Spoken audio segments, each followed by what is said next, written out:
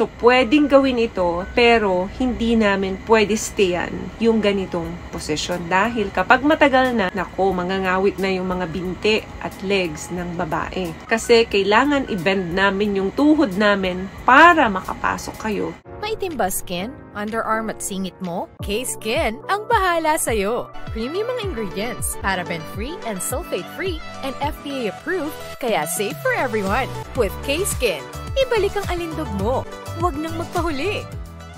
Hi guys! Welcome back to our channel. Kamusta po kayong lahat? Sana ay nasa mabuti po kayo. At sa mga hindi po nakakakilala sa akin, my name is Cheryl Ting. At kung bago lang po kayo sa channel na to, pwede po pong makahingi ng isang favor to please consider to subscribe dito po sa ating channel. And also, huwag nyo na rin po sanang kalimutan i-like and i-follow ang ating Facebook page official and also ang ating TikTok account, Cheryl Ting. Maraming salamat po. And for today's video is another concerned video po. Ang sabi niya is, Miss Ting, ask ko lang, what is the most hated obsession ng mga girls? According to your preference po, sana mapansin. Salamat po.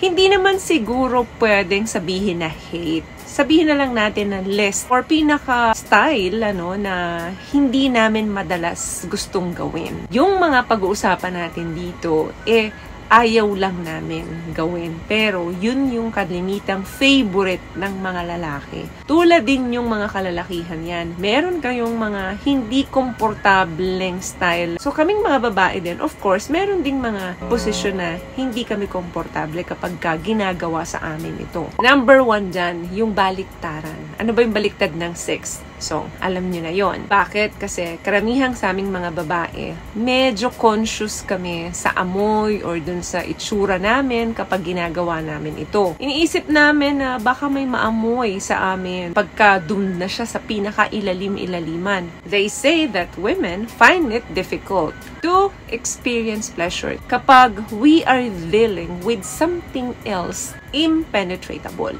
So, puwera na lang kapag gagamitan nyo ito ng laruan habang may ginagawa kayo doon sa amin para mas ma-pleasure ang babae. Mas maganda kung ina-alternate nyo ito ng paggamit ng inyong dila at paggamit ng laruan. At hindi lang po kayo ang sensitive sa amoy, kami rin. Kapag may naamoy kami dyan na something else, mawawala na kaagad yung gana namin. Diba malapit yan doon sa labasan ng waist natin? Kaya siguraduhin na kapag ginagawa ito ay talagang malinis na malinis at walang maaamoy ang babae. At syempre ganun din kami. Hindi rin kami masyadong komportable na madaanan ninyo ang labasan ng waist na yan. Kapag nandun na kayo, alam mo na yon. Ang dami-dami naming iniisip niyan habang ginagawa ninyo ito sa amin. Baka kadiri, yung mga ganong overthink kapag nandun kayo sa ilalim namin. So, kapag ganyang baliktaran, either na hindi kami magtatagal or hindi kami papayag na ganyan ang posisyon natin. Pangalawa, yan yung tinatawag na man's best friend or yung dog. Alam namin na gustong-gusto ng mga lalaki ang ganito. Pero sa aming mga babae, medyo painful ito sa amin, lalo na kapag nanggigigil yung partner namin sa amin. Medyo boring din ito para sa amin kasi ano bang nakikita namin kundi yung kama namin kasi doon kami nakaharap at kayo naman, ang nakikita nyo is yung back namin. So kayo, hindi masyadong boring yung tanawin ninyo dahil nga naka-man's best friend position tayo. So meaning, wala kaming view habang ginagawa nyo sa amin ito kaya medyo boring sa amin ang ganitong position. Pero sa inyong mga kalalakihan, isa ito sa favorite ninyo. Bakit? Kasi mas malalim ang pagpasok ninyo. Mas deeper at malayo ang nararating ninyo. Kapag ganito ang posisyon, nakakarating kayo hanggang doon sa dulo. At malamang, pasok na pasok yung size ninyo doon sa aming.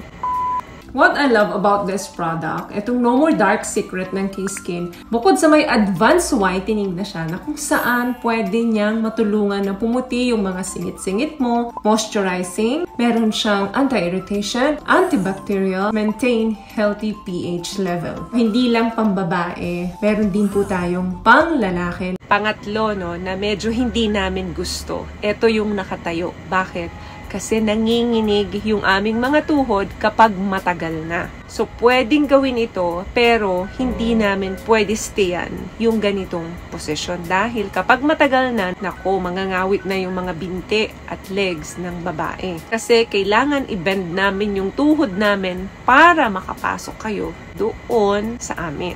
Pang-apat, ito yung tinatawag na ride back. Nasa ibabaw ang babae, pero nakatalikod siya sa inyo. So, that means facing siya palabas at ikaw naman facing ka doon sa back niya habang nakaupo siya doon sa ibabaw mo. Yung ganitong style, kinakailangan na may coordination yung both partner. Kasi kapag ang coordination ay wala, magiging failure ang pagsasalo ninyo. Hindi pwede kasing yung babae lang ang gagawa or magpapump lang doon sa inyo. Kinakailangan pati kayo, tulungan nyo yung babae. May mga lalaking umaasa na lang sa performance ng babae kapag ganito ang posisyon. Kaya minsan, ang mga kababaihan ayaw ng ganitong style. Nawawala ang kaseksihan ng babae kapag nakaramdam na yan ng napagod siya or nangawit siya doon sa ginagawa niya. Kaya very important na nagtutulungan kayo kapag ganito ang style ninyo. Yang mga napag-usapan natin dito, mostly gustong-gusto ng mga lalaki yan. Yun nga lang, sa aming mga babae, hindi namin masyadong gusto ito. Hanggat maaari nga, ayaw namin gawin to. But of course, hindi naman pwedeng magstay lang tayo sa iisang position kasi medyo boring naman kapag doon nag-umpisa at doon din matatapos. So, diba, it's very important na kahit sa ganitong usapin, give and take ang babae at lalaki. Parehong receiver and pareho ring giver. So, may nakuha ka bang tips sa mga napag-usapan natin ngayon? At kung nagustuhan mo ng ating video, please give it a thumbs up, comment down below, and also share this video na rin po sa mga kaibigan sa tingin yung matutulungan ng video natin. Once again, palagi po kayong mag-iingat at palagi po kayong manalangin. Thank you guys for watching and see you in our next one. Always love yourself and be a blessing. Bye!